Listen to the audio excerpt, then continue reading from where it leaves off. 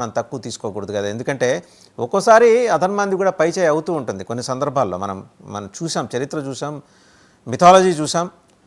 ఆ సమయంలో దేవుడు కొంచెం ఏదో వేరే పనిలో ఉన్నట్టు చూసి చూడనట్టు ఉంటాడని అనే నిందాస్తుతులు కూడా మనం చూసాం. బట్ వేరాజ్ దిస్ టైం అతను చాలా స్టెర్న్ వార్నింగ్ ఇచ్చాడు. అతని టోన్లో కొంత డిఫరెన్స్, టోన్ అండ్ టెనర్ చాలా గట్టిగా మారింది. 130 కోట్ల మంది భారతీయులు మమ్మల్ని ఏం చేయలేరు అని స్ట్రైట్ అవే అతను అన్నాడు. ఆ రోజునైనా మనం ఎలర్ట్ అయి ఉండాల్సింది. ఇతను తహబూర్ హుస్సేన్ రాణాని తీసుకొచ్చిన రోజునైనా మనం ఎలర్ట్ అయి ఉండాల్సింది. ఇక్కడ ఎక్కడ లోపం జరిగిందని మీరు అంటారు? ఎందుకంటే మీరు ఐజీ ఆపరేషన్స్కి ఉన్నారు, మీకు ఆ స్ట్రాటజీస్ అన్నీ తెలుసు. కొన్ని చెప్పదగినవి ఉంటాయి, చెప్పలేనివి నేను, చెప్పకూడనివి నేను అడగట్లేదు. చెప్పదగినవి అయితే మీరు చెప్పండి. అయ్యా, ఎన్సీఆర్టీ బుక్స్లో దగ్గర నుంచి ministry of home affairs publish చేస్తున్నటువంటి ఇంటర్నల్ సెక్యూరిటీ డాక్ట్రిన్ దాకా వాటిని ఉద్దేశించే చెప్తున్నాను.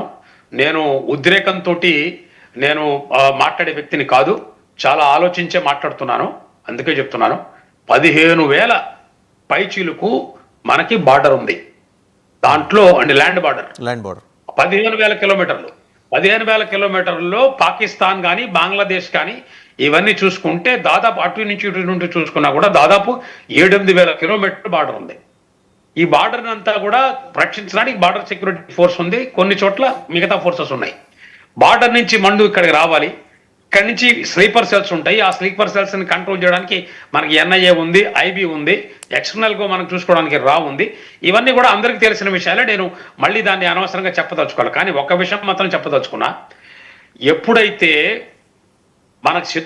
మనల్ని శత్రుదేశంగా భావిస్తున్నటువంటి పాకిస్తాన్ లాంటి టెర్రరిస్ట్ ముఠాలు, వాళ్ళ దేశం కూడా అన్న నేను, ఎందుకంటే పాకిస్తాన్ ఆర్మీలో ఉన్నటువంటి ఐఎస్ఐ ఉగ్రవాది సంస్థ, ఈ ఐఎస్ఐ ఉగ్రవాది సంస్థ ఎప్పుడైతే ఒక డాక్టర్ ఉందో, జిన్నా దగ్గర నుంచి భుట్టో 1000 కట్స్ పాలసీ దగ్గర నుంచి, ఆ తర్వాత ముషారఫ్ దగ్గర నుంచి, కయానీ దగ్గర నుంచి, ఈ రోజున మునీర్ దాకా, జియావుల్ హక్ దగ్గర నుంచి అసలు జియావుల్ హక్ అనే వ్యక్తి 1971 వారికి విరుద్ధంగా కాశ్మీర్లో అది ఆరంభం చేశాడు. అతను దాని ముందు పంజాబ్లో ఆరంభం చేశాడు. ఇవన్నీ కూడా భారత ప్రజలు ఎప్పుడు మర్చిపోకూడదు. ఎందుకంటే those who forget the history or condemned to repeat it. అది అందుకని చెప్తున్నా నేను. ఇది మీరు అలర్ట్నెస్ ఉండరా లేరా, ఎస్, మనం we must learn from everything, ఖచ్చితంగా తెలుసుకోవాల్సిందే. కానీ ఇక్కడ మీరు టైట్ చేస్తుంటే ఇంకొక చోట వాళ్ళు అటాక్ చేస్తారు.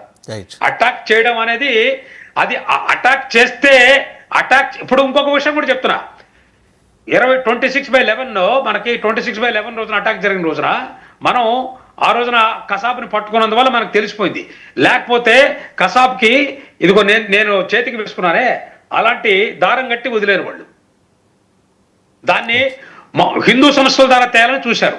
మరి ఈ రోజున 10 రోజుల క్రితం, 10 రోజులు కూడా కాదు, 7-8 రోజుల క్రితం ముర్షిదాబాద్లో 2 అమాయకులైనటువంటి సనాతన ధర్మాన్ని విశ్వసించే వ్యక్తుల్ని దాదాపు 30-40 కత్తిపోట్లతోటి గొడ్డలతోటి వేట కొడవలతోటి అమానుషంగా వాళ్ళ కుటుంబ సభ్యుల ముందు నరికి చంపే ముందు చెప్పారు. ఏమని చెప్పారు?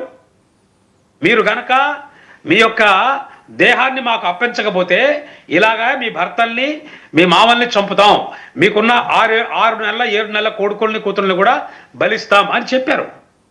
ఇది వచ్చింది, మీడియాలో వచ్చింది, ఇది అందరికీ తెలుసు. అక్కడ ఉన్నటువంటి ఉగ్రవాద మూకలు, అక్కడ ముర్షిదాబాద్లో చేస్తున్న ఉగ్రవాద మూకలు అమర్నాథ్లో, మన ఇక్కడ ఈ జిల్లాలో చేస్తున్నటువంటి ఈ మూకలకి ఎలాంటి తేడా లేదండి. అది టెర్రరిస్ట్ యాక్టే, ఇది టెర్రరిస్ట్ యాక్టే. ప్రతి టెర్రరిస్ట్ యాక్ట్ దగ్గర ఇంటెలిజెన్స్ ఫెయిల్యూర్ ఉందా, వాళ్ళు చేయలేదా, వీళ్ళు చేయలేదా? ఖచ్చితంగా మీకు అందరికీ చెప్తున్న ఒక విషయం, మీ కళ్ళ ముందు జరిగిన ఒక్క ఇన్సిడెంట్ మాత్రమే మీకు తెలుసు. ఏ పోలీస్ డిపార్ట్మెంటు ఎవరైతే వాళ్ళ రక్తాన్ని ఇచ్చి కొన్ని వందలు వేలని ప్రివెంట్ చేస్తున్నారో అది మీకు తెలియదు. ఎందుకంటే మేము టీవీ ఛానల్ నేర్పట్లా, మేము పబ్లిసిటీస్ ఇవ్వట్లా, మాకు రక్తం ఇవ్వడం ఒకటే తెలుసు. మాకు దేశాన్ని అమ్ముకొని ఎక్కడెక్కడికో పోయి జార్జ్ సోరోస్ తోటి కూర్చొని మీటింగులు చేయడం మాకు రాదు. మాకు దేశాన్ని రక్షించడం మాత్రమే వచ్చు. అవసరమైతే రక్తాన్ని ఇస్తాం, మరీ తెగిస్తే రక్తాన్ని తీస్తాం, అది మాత్రమే తెలుసు మాకు, అంటే ప్రతి సైనికుడికి. అందుకని దేశ ప్రజలందరూ కూడా నమ్మకం ఉంచాలి. పర్యటనని ఈ రోజున ఇంకొక విషయం కూడా దీంతో కలిసి చెప్తున్నాను ప్రజలందరికీ కూడా. మన మన మన మహాకుంభ చేర్చుకున్నాం. మహాకుంభని చాలా నీచంగా అభివర్ణిస్తూ ఏమన్నారు, అది మహాకుంభ కాదు, అది మృత్యు కుంభ అన్నటువంటి కొంతమంది వ్యక్తులు మనం చూసాం. 36 మంది 40 మంది అక్కడ తొక్కేసినట్టు చనిపోయారు. కానీ దాదాపు 60-70 కోట్ల మంది వచ్చారు అక్కడికి. నేను మరొకసారి నా దేశ ప్రజలకంతకై విన్నపం చేస్తున్నా, అయ్యా ఈ రోజున ఇన్సిడెంట్ జరిగింది, టూరిస్టులు ఎవరు భయపడదండి. టెర్రరిజం అండ్ టూరిజం రెండు కూడా పరస్పర విరుద్ధాలు. ఎప్పుడైతే టూరిజం ఎక్కువ అవుతుందో అక్కడ టెర్రరిజం ఖచ్చితంగా ఎక్కువ అవుతుంది. కశ్మీర్ ప్రజలు తిరగబడాలి ఈ టెర్రరిస్టుల మీద. కశ్మీర్ ప్రజలు రాళ్లేసి చంపాలి ఈ టెర్రరిస్టులని. ఈ టెర్రరిస్టులు చంపడానికి ఒక ఎన్ఐఏ కాదు, ప్రతి కశ్మీర్లో ఉండే ప్రతి ఒక్క కశ్మీరీ కూడా, ప్రతి సనాతని కూడా, ఎందుకంటే కశ్మీర్ అందరూ కూడా సనాతనులైన నా ప్రగాఢమైన విశ్వాసం. డాక్టర్ రమేష్ గారు, 2 ప్రశ్నలు అండి. ఇప్పుడు ఆపరేషన్ టిక్కా ప్రోగ్రెస్లో ఉంది, బోల్డెన్ని వెపన్స్ స్వాధీనం చేసుకున్నారు. ఒక వార్-లైక్ స్టోర్స్ కూడా already that was captured, seized by Indian army. And ఇద్దరినైతే కాల్చి చంపారు. అంటే చాలా ఇమీడియట్గా ఆర్మీ యాక్షన్లోకి దిగింది. అండ్ దాంతోపాటు ఇంకొక ప్రశ్న ఏంటంటే, నిన్న జరిగిన సంఘటనలన్నీ నేషనల్ మీడియాలో కనుక మనం చూస్తే అక్కడి నుంచి వస్తున్న ఇన్పుట్స్ని బట్టి ఇక్కడ చెప్పడానికి కొంత సభ్యత సంస్కారం అడ్డొస్తుంది, కానీ అనివార్యంగా చెప్పాల్సిన పరిస్థితి.